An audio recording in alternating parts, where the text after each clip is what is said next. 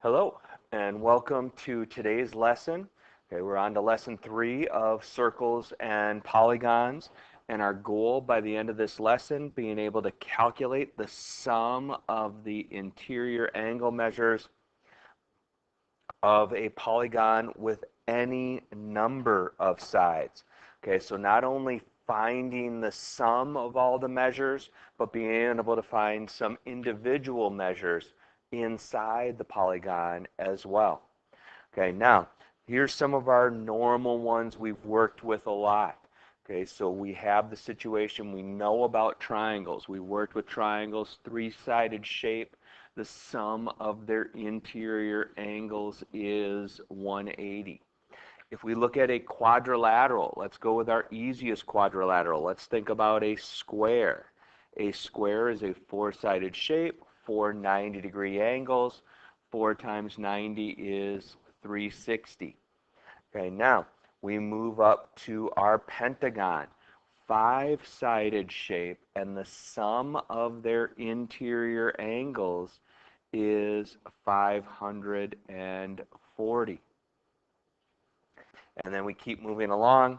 We've got our six-sided shape, our hexagon. Okay, a hexagon is 720 for the sum of all the interior angles.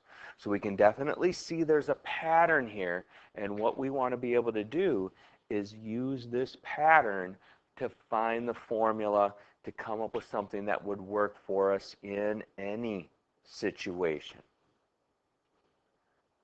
So here is our formula. Okay, we have a constant difference of 180, but what we had to do is take our side length and subtract 2. Okay, let's see if that works for some of these, okay, just to test it out. Okay, we've got 3 minus 2 is 1.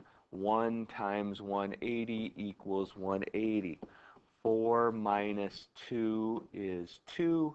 2 times 180 equals 360.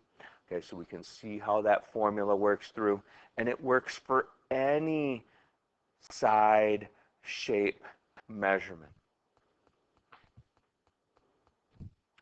So now, if we want to find the sum of the interior angles of a dodecagon, okay, we have to think back. We had this in one of our earlier lessons. A dodecagon is a 12-sided shape. So since it is a 12-sided shape, we would do 12 minus 2 equals 10 times 180, and the sum of all of the interior angles then of that shape, 10 times 180, or 1800 degrees, would be the sum of the interior angles. Now, let's look at how this is put into practice. We've got a shape here. We have some missing angles that we need to find. The first thing that we need to do, and we don't know that these side lengths are all the same, but we need to count sides. So we've got 1, 2, 3, 4, 5, and 6. Okay, so we have 6 sides. So we have a 6-sided shape. Okay, so that's always step 1. 6-sided shape, we know the sum of all of the interior angles for a 6-sided shape is going to be 6 minus 2 times 180, or we have a 720 degree total angle. Okay, we're looking for angle ABC. We need this angle measurement right here. Okay, but we know that we can start adding up pieces. We're going to call the angle that we're looking for X. Since we have the 1 tick mark, we actually have 2 X's here. So we have 2 X angles plus 110 plus 116 plus, now we're missing a couple angles here. We need this angle and we need this angle up here. Okay, so we have to think back to some of our other rules on how we can find those two missing pieces so we can get it to add up to 720 and solve for that missing angle measure that we're looking for. What we have to remember here is we've got a linear pair. Okay, two angles that make up a straight line. When that happens, what we know is the angle measures have to add up to 180. So that gives us the 112 on the bottom, 70 plus 110 equals 180. So now that gives us the extra two pieces that we're looking for so we can set up our equation. Okay, so we have a number of pieces here that we're working through. We want to add up all of the pieces on the left-hand side. So we've got 110 plus 116 plus 112 plus 110. And we get 448. So now our equation now simplifies down to 2x plus 448 equals 720. And then we're going to subtract 448 from both sides. So 720 minus that answer gives us 272. And then we divide by 2 to finish up and get our answer for x of 136. Okay, good news is if you followed along here, you actually have one of your answers for your homework problems. Okay, so now looking at a new scenario. Okay, we've got a couple angles we want to find here.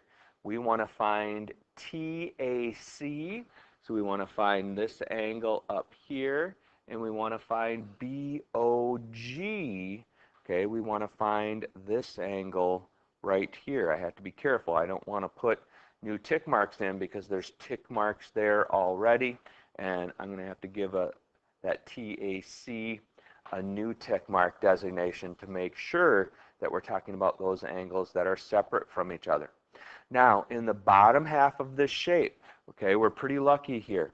We're going to call this X, that one tick mark angle, but we also have an X here and an X here because we know that all of those tick marks are equal to each other in angle measure. So I have 3 x degree angles plus 125 plus 91 equals, and then I just have to see how many sides this shape has. It has 1, 2, 3, 4, 5 sides. So since it has 5 sides, it has to equal 540 degrees.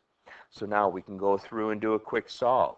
We've got the 540 minus 91 minus 125. We have 324 degrees left over.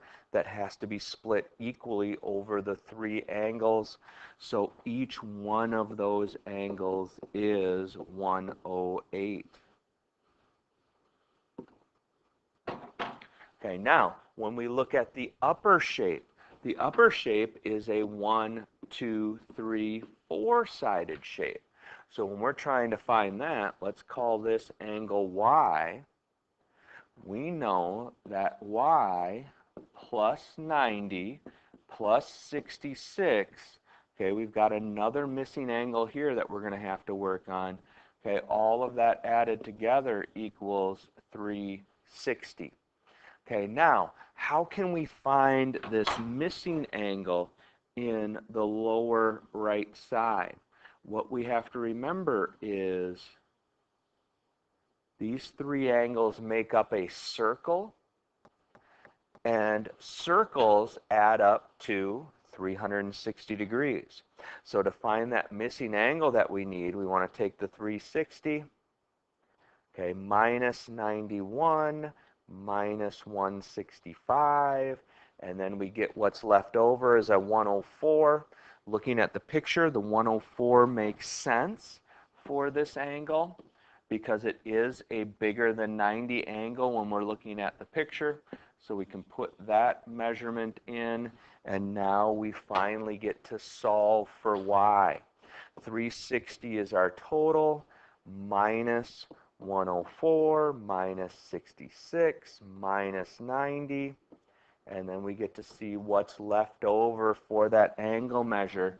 And it's saying that y equals 110, or sorry, 100 degrees, not 110.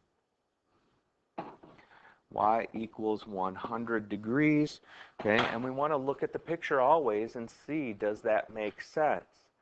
Okay, now, this picture looks like it's off a little bit, okay? And it definitely could be just based on scaling, okay? But we want to go back and check our math, okay? Make sure our math and everything looks appropriate here. So we want to go back. We've got the 360 minus 91 minus 165 gives us the 104. Okay, so that looks good there. And then we've got the 360, the four-sided shape, minus 104, minus 66, minus 90. Okay, so everything is looking good. So even though that angle looks a little bit less than a 90-degree angle, okay, we know, unfortunately, that this scale isn't perfect. Okay, our math is holding up. And, you know, we can always go back through and test by adding up the four angles. 100 plus 90 plus 104 plus 66. And we get 360, so we're in good shape. Okay, now, just want to get you started on this one. This one is another problem from your homework assignment. Just want to give you a quick look at this. What we're trying to do is we're trying to find the measure of each angle in this trapezoid. Okay, so we're looking at the trapezoid. All of these trapezoids are the same because it is a regular octagon. So when we have this regular octagon, what we're going to be able to do is find our interior angle of the octagon and cut that into two equal pieces for the base angle of the trapezoid. Okay, now the good news is that base angle or that octagon angle can also be copied up here. So when we're trying to find the upper angle here and angle here, we're going to use the idea of that 360 rule. So just to get you started, okay, we've got an octagon, 8-sided shape, so 8 minus 2 is 6. 6 times 180, not 120, equals a sum, and we have to remember this is all of the angles. So we have 180 times 6 equals 1080. Okay, but remember, this is the sum of all the interior angles is 1080. We have to divide that by 8 to get each individual interior angle. So each angle is 135 for that situation. Okay, so now we know now that each one of these full interior angles of the octagon is 135, and you're going to be able to use that to find your base angles of the trapezoid. Okay, now just a couple last questions here. If a polygon is equal angular, then how can you find out the measure of one interior angle? So here we've got n minus 2 times 180. That tells us all of the angles, and as long as it's regular, all we do is divide by n to get one interior angle measurement. Okay, and then two last questions here to look at. If a polygon has a sum of interior angles of 180, how many sides does it have? And this is where we would just work our equation backwards. Okay, now hopefully you remember the answer from one of our examples earlier in the lesson. Okay, but let's make sure that this goes through and works properly. Here we have to divide by 180 on both sides, and that gives us what the n minus 2 is equal to. So we have 1080 divided by 180. Okay, we get n minus 2 equals 6, because we saw this in our octagon problem earlier.